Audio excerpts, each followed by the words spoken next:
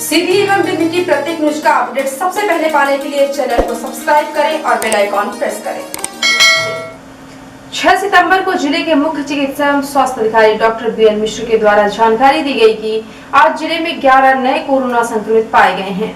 9 व्यक्ति Rewa virology lab की report में और ट्रू नॉट में कोरोना संक्रमित पाए गए हैं, जिनमें से 2 व्यक्ति बीआरसी कार्यालय सीधी क्रमशः 28 वर्ष एवं 29 वर्ष, एक व्यक्ति यूनियन बैंक कलेक्ट्रेट शाखा 49 वर्ष, 8 वर्षीय बालिका स्टेडियम रोड सीधी, 27 वर्षीय युवक दक्षिण करौंदिया, 2 व्यक्ति चिरौही से क्रमशः 52 वर्षीय महिला एवं 28 वर्षीय युवक, 3 चुरहट से क्रमशः 90 वर्ष, 70 वर्ष एवं 36 वर्ष, उसमें से 15 वर्षीय बालक कोरोना संक्रमित पाए गए हैं। सभी को आइसोलेशन वार्ड में भर्ती करने, कॉन्ट्रैक्ट ट्रेसिंग और कंटेनमेंट एरिया बनाने की कार्यवाही की जा रही है।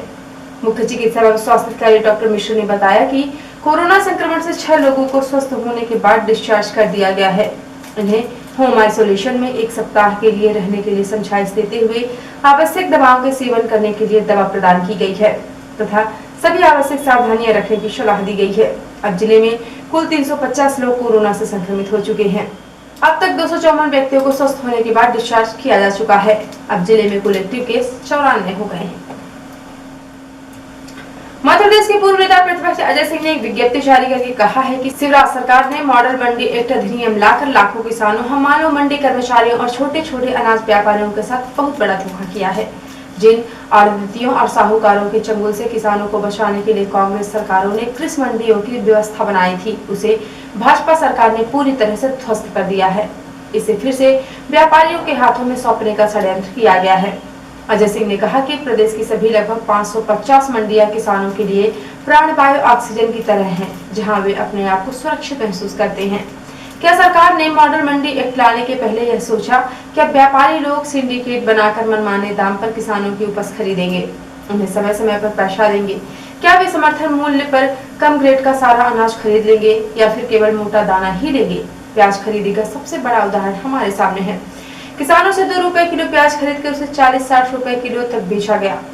अजय सिंह ने कहा कि शिवराज सरकार ने कभी नहीं सोचा कि एक्ट के विरोध में अचानक 10,000 किसान, हमाल और मंडी कर्मचारी राजधानी में एकत्र कैसे हो गए। यह भविष्य में होने वाले अनर्थ का संकेत है। उन्होंने कहा कि एक्ट में पूरे प्रदेश में एक ही लाइसेंस से व्यापार करने का प्रावधान है। जाहिर है कि सरकार दबाव में काम कर रही है।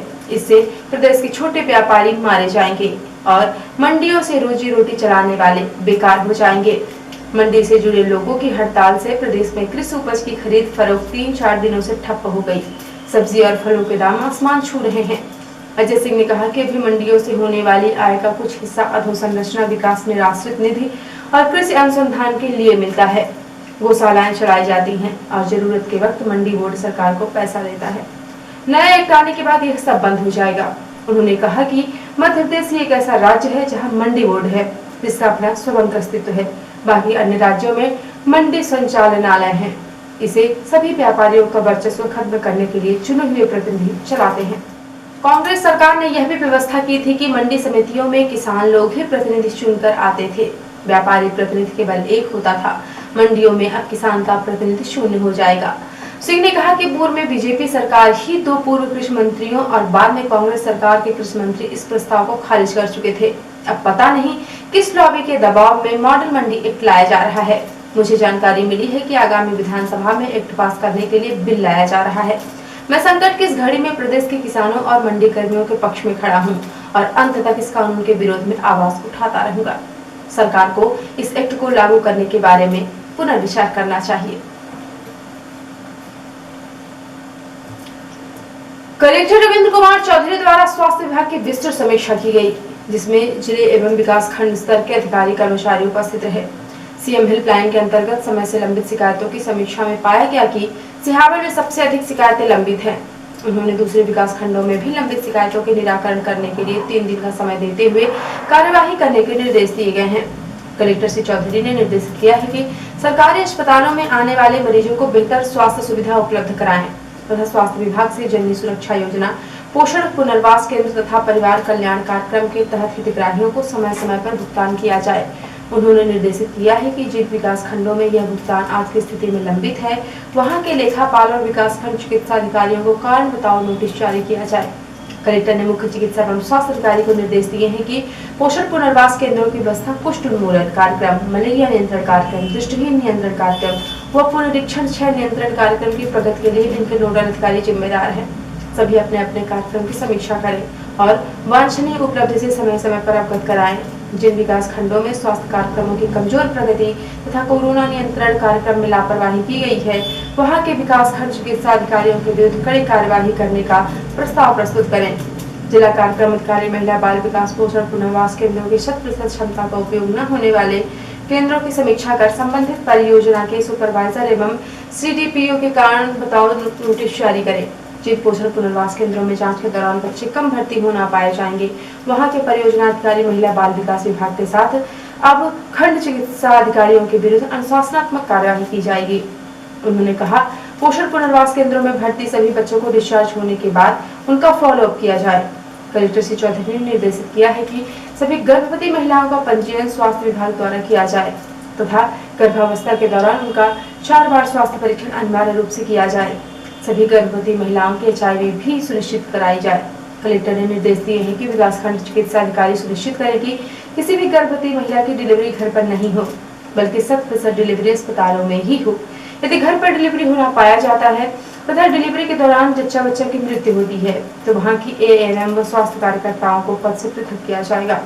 प्रतिदिनों में प्रसव के दौरान हुई मातृ मृत्यु को ध्यान में रखते हुए उन कारणों की पुनरावृत्ति नहीं होना चाहिए, जिससे परिणाम स्वरूप दूसरी गर्भवती महिलाओं के जीवन को खतरा हो।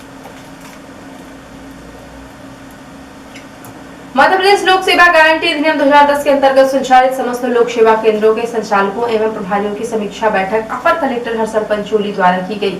अपर कलेक्टर श्री पंचोली ने निर्देशित किया है कि प्राप्त आवेदन पत्रों का 100% ऑनलाइन पंजीयन शीघ्र किया जाए, ऑनलाइन पावती प्रदान किया जाए। पदाभिहित अधिकारी द्वारा जारी प्रमाण पत्र को शीघ्र संबंधित आवेदक को व्हाट्सएप मैसेज दूरभाष के माध्यम से सूचित कर जानकारी उपलब्ध कराएं। किसी भी प्रकार की लापरवाही अथवा अतिरिक्त शुल्क लिए जाने पर एवं जनहित के कार्य को लंबित रखने पर संबंधित संचालक के विरुद्ध दंडात्मक अनुबंध निरस्त करने की कार्यवाही की जाएगी। अपना शौक पूरा करने के लिए एक युवक को मोबाइल की चोरी करना महंगा पड़ गया और उसको अपने इस सुख के लिए उसे जेल की हवा खानी पड़ गई। बताया गया कि पिछले दिनों मोबाइल चोरी का आवेदन प्राप्त होने पर थाना प्रभारी जमोड़ी उप निरीक्षक अभिषेक सिंह परिहार के नेतृत्व में साइबर सेल सीधी के सहयोग से खोजबीन करने पर मोबाइल चोर रज्जू भुजवा पिता सोमनाथ भुजवा उम्र 21 वर्ष निवासी अमरवाह थाना जमोड़ी जिला सीधी के पास से चोरी का मोबाइल जब्त किया गया है और आरोपी को न्यायालय में पेश किया गया है, जहां से न्यायालय के आदेश पर आरोपी को जेल भेज दिया गया है। उपरोक्त कार्यवाही में उप निरीक्षक अभिषेक सिंह परिहार तथा उनके स्टाफ एवं साइबर सेल सीधी का महत्वपूर्ण योगदान रहा है। और अब पेश है प्रादेशिक हलचल। भोपाल में मुख्यमंत्री शिवराज सिंह चौहान की 2 टूक, यह जलवा रुतबा तभी तक जब तक सरकार है, इसीलिए काम करे। भोपाल में हमला, भाजपा नेता के नाबालिग बेटे ने साथी के साथ मिलकर युवक पर हमला किया, खून से लथपथ घायल शिकायत लेकर थाने पहुंचा। मुख्यमंत्री शिवराज सिंह ने समीक्षा बैठक में कहा, मध्य प्रदेश में उत्सव अनलॉक दुर्गा उत्सव मनाने की छूट 100 लोग जुड़ सकेंगे, प्रतिमाएं स्थापित होंगी। और इंदौर में हादसा, आनंद मोहन माथुर ऑडिटोरियम में भीषण आग लगी, करीब 1 करोड़ का सामान जला। और अब से राष्ट्रीय हलचल। राहुल गांधी के निशाने पर मोदी सरकार, कहा GDP में ऐतिहासिक गिरावट की वजह केंद्र का गब्बर सिंह, टैक्स GST से हुआ देश का आर्थिक सर्वनाश। हरामखोर कहे जाने पर कंगना का राउत को जवाब, 9 सितंबर को आ रही हूँ, आपके लोग मारने की धमकी दे रहे हैं। रिया के साथ हुए व्यवहार को देखकर फूटा सर्कस का गुस्सा, दिया मिर्जा ने पूछा मीडिया गिद्ध क्यों बन रही है। और सीमा पर भारत चीन के बीच तनाव, ब्लैक टॉप माउंटेन पर डटे हमारे सैनिकों की मुफ्त में मदद कर रहे गांव के लोग। और अब पेश है प्रमुख हलचल। जिले में फिर मिले 11 नए कोरोना संक्रमित, 6 व्यक्तियों ने जीती कोरोना से जंग। मॉडल मंडी एक्ट के विरोध में उतरे अजय सिंह, कहा कि काला कानून लाकर किसान, हम मानो मंडी कर्मियों और छोटे व्यापारियों के साथ धोखा कर रही है शिवराज सरकार। कलेक्टर रविंद्र कुमार चौधरी ने की स्वास्थ्य विभाग की समीक्षा, कहा लोगों को बेहतर स्वास्थ्य सुविधाएं उपलब्ध कराएं। अपर कलेक्टर हर्षल पंचोली ने कहा, लोक सेवा केंद्र में लापरवाही अथवा अतिरिक्त शुल्क लिए जाने पर होगी दंडात्मक कार्यवाही। और मोबाइल का शौक युवक को पड़ा भारी, मोबाइल की चोरी करना पड़ गया महंगा, जमोड़ी पुलिस ने पकड़ा, पड़ गई जेल की हवा खानी। तो ये थी आज की प्रमुख हलचल। यदि आप न्यूज फेसबुक पर देखते हैं तो पेज को लाइक और फॉलो करें, और यूट्यूब पर देखते हैं तो चैनल को लाइक और सब्सक्राइब करना बिल्कुल ना भूलें। आप किसी भी न्यूज को तत्काल पढ़ने के लिए लॉग इन करें www.ntvnews.com। सीधी हिंदी की प्रत्येक न्यूज का अपडेट तुरंत अपने फोन पर पाना चाहते हैं तो आप प्ले स्टोर से हमारा app NTV India news download करें और जुड़े रहें अपने आसपास की समस्त गतिविधियों से NTV इंडिया न्यूज के साथ। नमस्कार।